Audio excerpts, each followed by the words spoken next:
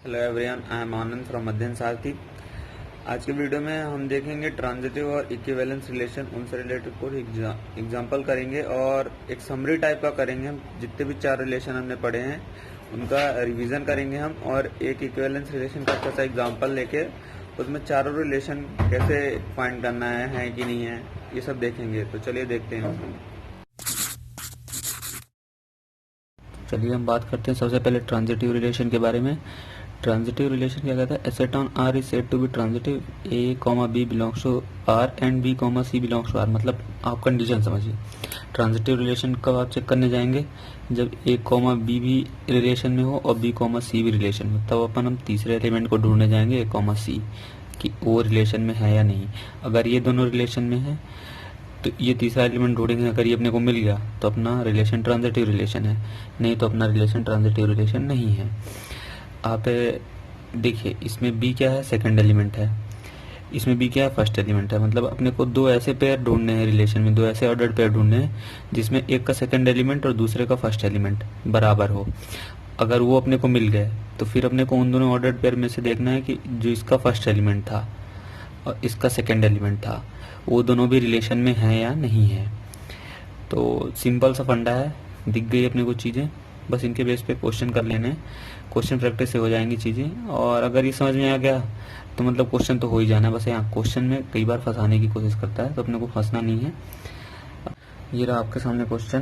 Question क्या कह रहा है कि अपने को ऐसा रिलेशन दिया गया है कि ए लेस देन बी है, A less than equal to B है। इसको ट्रांजिटिव मतलब ए कॉमा बी है, उसमें ए पहला वाला एलिमेंट है जो दूसरे वाले एलिमेंट से छोटा है। इस रिलेशन को मेरे को ट्रांजिटिव प्रूव करना है। अब देखिए इस रिलेशन के एलिमेंट्स कैसे होंगे, पहले ये देख लीजिए आप कि इस रिलेशन के एलिमेंट्स ऐसे होंगे जिसमें पहला एलिमेंट छोटा रहेगा, दूसरा एलिमेंट बड़ा रहेगा। 1,2 ले लीजिए, ठीक है। 1,3 ले लीजिए, 1,5 ले लीजिए, ऐसे ही 1, कुछ 1 से बड़े जितने भी नंबर हैं वो आप ले सकते हैं, ठीक है। अब ऐसे ही मान लीजिए 2 होगा तो सेकंड एलिमेंट उसका क्या होगा? 2 से बड़ा ही कोई सा एलिमेंट होगा, है ना। तो 2 से बड़ा मान लीजिए 3 है, 2,4 है, ऐसे ही 2, मान लीजिए यहाँ पे m है और m greater than equal to 2 है, ठीक है ना। यहाँ पे इक्वल टू भी है, लेस देन इक्वल टू। तो ऐसे ट्रांजिटिव के लिए अपने को इक्वल टू चेक करने की जरूरत नहीं पड़ेगी। तो अब देखिए आप कि ट्रांजिटिव कब होता है? जब a कॉमा बी और b कॉमा सी दोनों रिलेशन में पहले प्रेजेंट हो, फिर अपन चेक करने जाएंगे a कॉमा सी के लिए। तो पहले तो a कॉमा बी और b कॉमा सी भी प्रेजेंट होना चाहिए। तो a कॉमा बी मतलब आप मान लीजिए ये है a कॉमा बी, अब 2 से शुरू होने वाला कोई सा एलिमेंट ये मान लीजिए ये है b कॉमा सी। देखिए b यहाँ पे क्या हो गया अपना 2, एक में सेकंड एलिमेंट, एक में फर्स्ट एलिमेंट। अब देखिए आप कि a कॉमा सी मतलब 1,4 इस रिलेशन में सूट कर रहा है कि नहीं कर रहा।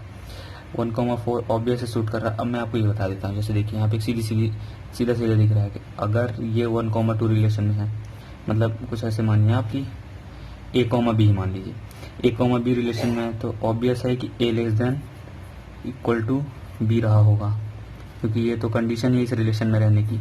अगर ऐसी कंडीशन पूरी नहीं थी फिर ये रिलेशन में ही नहीं आएगा।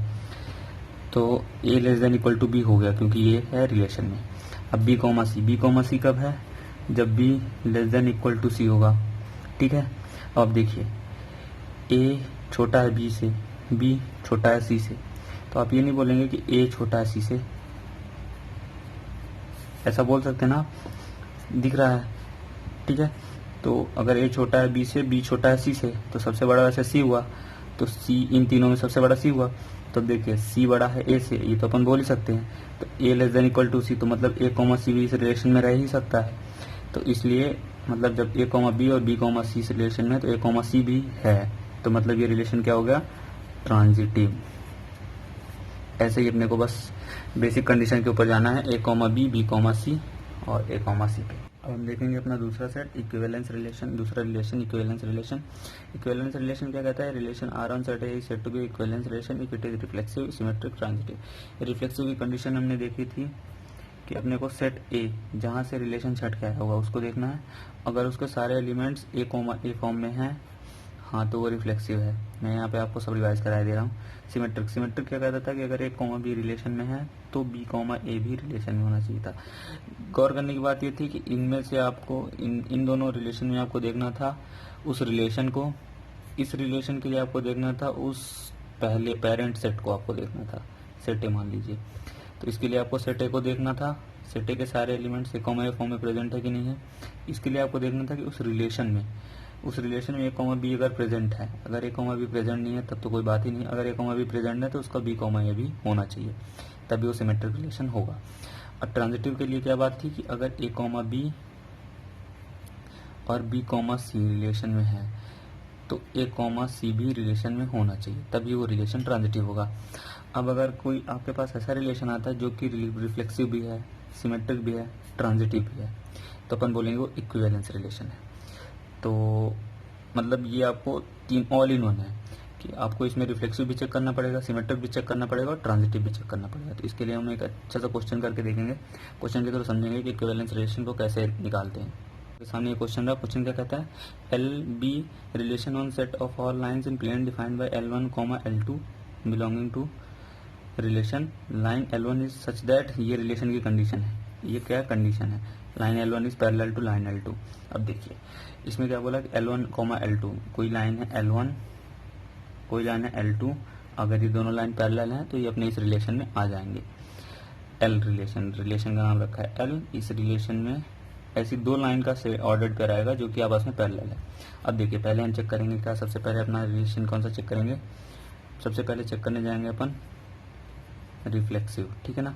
तो रिफ्लेक्सिव के लिए क्या कंडीशन है कि ए कॉमा ए, मतलब कोई आप ये समझिए कोई लाइन है वो खुद से तो पैरेलल होती है, तो बस यही है कि अगर कोई लाइन है हाँ तो वो खुद से पैरेलल अगर है तो रिफ्लेक्सिव रिलेशन है भाई। देखिए इसमें इस रिलेशन में कैसे एलिमेंट्स हैं जो कि आपस में पैरेलल हैं, तो ऑब्वियस है कि ए कॉमा ए टाइप का रिलेशन, मतलब कोई लाइन खुद से तो पैरेलल होती है तो वो इस रिलेशन में जरूर रही होगी, तो रिफ्लेक्सिव हो गया अपना सही। अब देखिए दूसरा चेक करते हैं, दूसरा क्या है अपना सिमेट्रिक।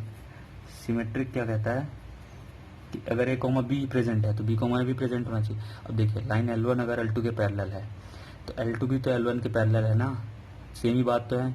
लेकिन ये क्या ऑर्डर्ड पेयर में अगर L1, L2 लिखेंगे, L2, L1 लिखेंगे, सेम ही रहेगा, लेकिन वो रिलेशन की कंडीशन को सेटिस्फाई कर रही है इसलिए वो रिलेशन में आ जाएंगे, इसलिए अपना ये रिलेशन सिमेट्रिक भी है।